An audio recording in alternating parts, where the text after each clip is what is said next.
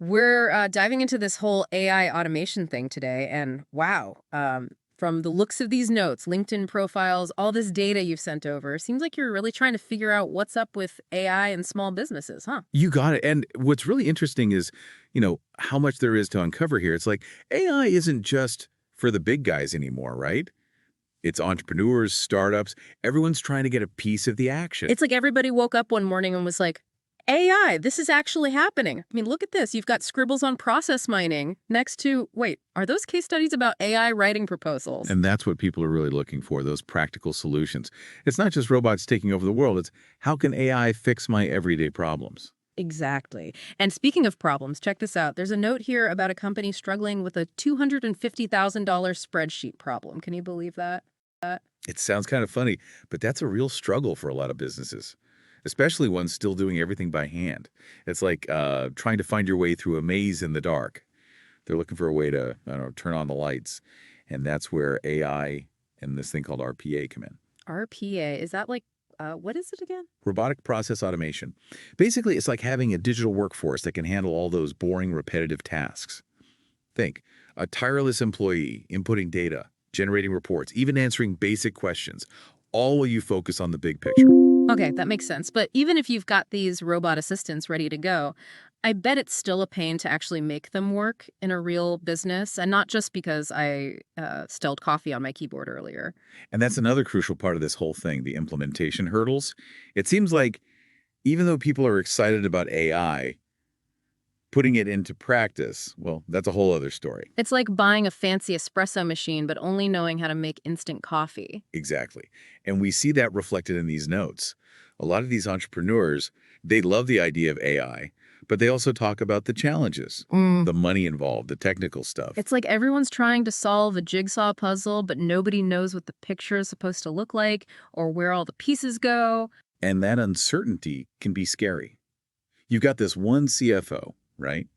Acknowledges the benefits of AI, but he's still unsure about, can it really replace human intuition, human creativity, especially in finance?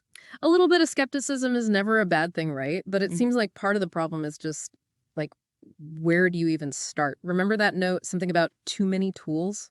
It's like standing in the grocery store, overwhelmed by all the choices. Which is why it's so interesting that you're looking into platforms like, what was it, Liania, UiPath, and Capterra. It's like they're trying to organize this whole chaotic world of AI. Imagine having a guide to help you through all those options, someone to help you find the right tools. Like a personal shopper for your business's AI, instead of just endless scrolling through every tool out there. Right. And it seems like that's super valuable for a lot of businesses. They're just drowning in all the possibilities. Okay, let's switch gears for a second. One thing that keeps popping up in these notes is process mining. It's like a secret code. What's the deal with that? Think of process mining like a detective for your business. It looks at all the digital clues, emails, forms, database entries, and uses them to show you how work actually gets done. So it's like revealing all the hidden steps, the workarounds that everybody knows about but nobody talks about. Yeah, exactly. And once you see those inefficiencies, then you can start figuring out where AI can really help. Although looking at some of these notes, it seems like process mining isn't perfect, it can be expensive, and you need some know-how to really understand the results. So it's like this constant back and forth, right? The excitement for what AI can do, but also the very real challenges of making it work. It's like everyone's trying to write the rule book while they're playing the game. And that's what makes this so interesting, right? We're all figuring it out as we go along, but here's where your research takes a turn. We've got all this talk about algorithms, efficiency, but there's also this sense that the human side of things, well, it's still really important. Oh, absolutely. Like that note from the CEO who wants a 100% automated company. Pretty ambitious, huh? Yeah. But then you've got others saying things like human oversight, clear communication. It's like they're realizing you can't just like flip a switch and replace everything with AI. Yeah, because you can have a machine process 1 million transactions before lunch, but it's still humans who decide what to do with that information. And let's not forget about the customers, right?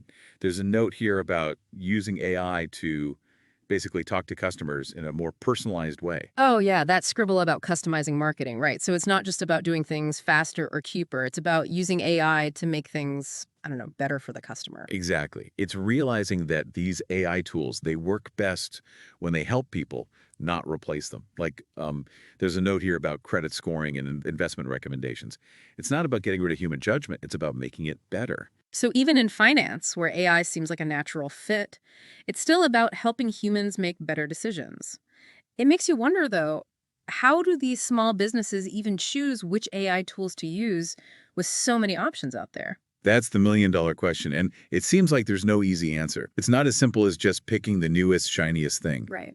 What's interesting is how much emphasis there is on, like, networking, going to conferences, Yeah. even just reading websites to learn about new AI stuff. So it's like they're saying AI is a tool, not a magic solution. Yeah, and it's about having a plan. And another thing, no matter how, smart these algorithms get, we still need humans to actually use them. Right, like those notes about trust and communication, it's like they're figuring out that AI is not about replacing humans entirely. It's more like, how can we work together? AI and humans, I mean, it's about collaboration. AI can handle the boring stuff, Right. and that frees us up to, be more creative, strategic. Going through all of this, I felt a little overwhelmed at first. There's just so much to learn about AI. It's kind of intimidating.